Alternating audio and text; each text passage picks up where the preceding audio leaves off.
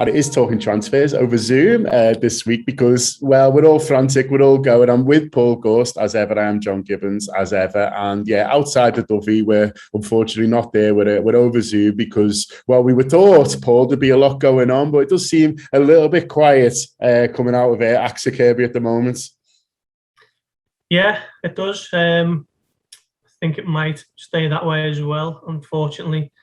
I'm sure a few people might have the hopes dashed here and that, but yeah, not a lot seems to be happening on the incoming front, certainly on the outgoing front, which I'm sure we'll talk about. It might be 2 or 3 ready for pastures new today, but yeah, as things stand, I think Vinny O'Connor from Sky Sports is up there, and it might be a long day for him just standing around, to be honest. We shall see. Things do change a lot in football, and particularly on deadline day when teams get a little bit stretched and a bit frantic, but Liverpool tend to stay away from the madness, don't they? And almost see it as possibly a sign of weakness that you're as used to scurrying around in the final hours of the window. And I think only, January was a little bit of a special case because they had to get 2 centre-backs in, so brought in Ben Davies and then Ozan go back in the closing stages. But generally, Liverpool tend to have the business done and dusted early on, and it looks as though that could be the case today as well.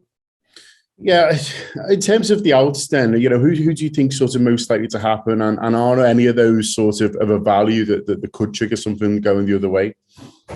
Yeah, well, Reece Williams is looking likely to go on loan. I think Swansea are the front runners at the moment. Liverpool, who was told around about midday time that they haven't given the green light on that yet, but it does appear to be progressing. And I think they're expecting offers.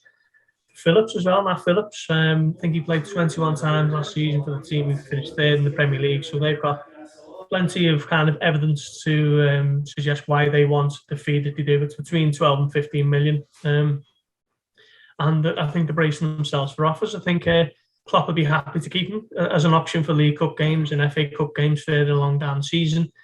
But very much accepting that if he wants to go and play regular football, then they won't stand in his way. And I think that's probably fair enough. I think they've got 4 top-class centre-halves in the options that they've got at the moment.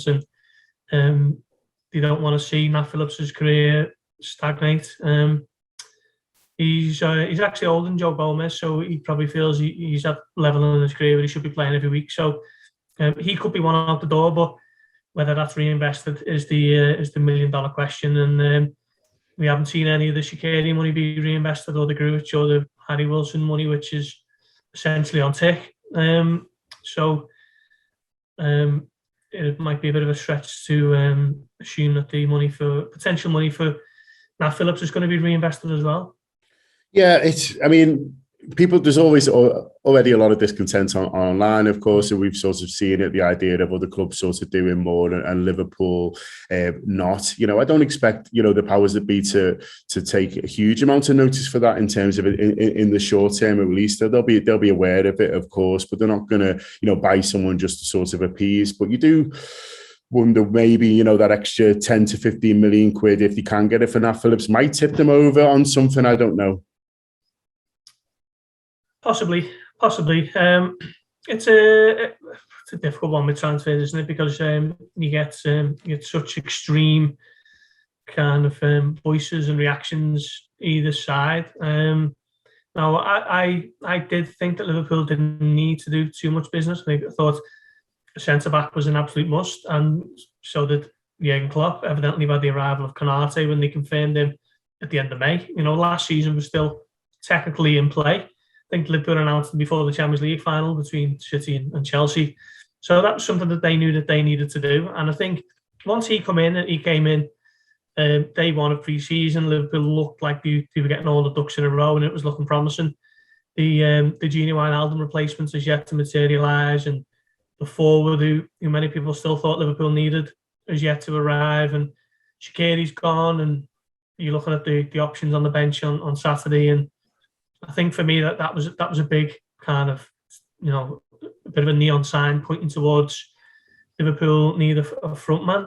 Once the Jota and the Firmino change had been played just before half time, Klopp didn't really have too much else to bring on against 10 men. Did he? Keita, Oxlade-Chamberlain and Minamino all kicking their heels on the bench, and Divock Origi didn't even make the squad. So to me, it seems to be an obvious Liverpool need some quality and some depth to that front line, but it seems to be that the powers that be think differently. All right, the Reds, thanks very much for getting stuck into that little snippet there of Anfield Wrap content. If you want the rest of that show and much more besides, click the link below, subscribe to the Anfield Wrap Premium, and for that you will get reviews, previews, exclusive interviews, post-match content, the full it. Get involved, follow us, follow them from the heart of Liverpool. Up the Reds.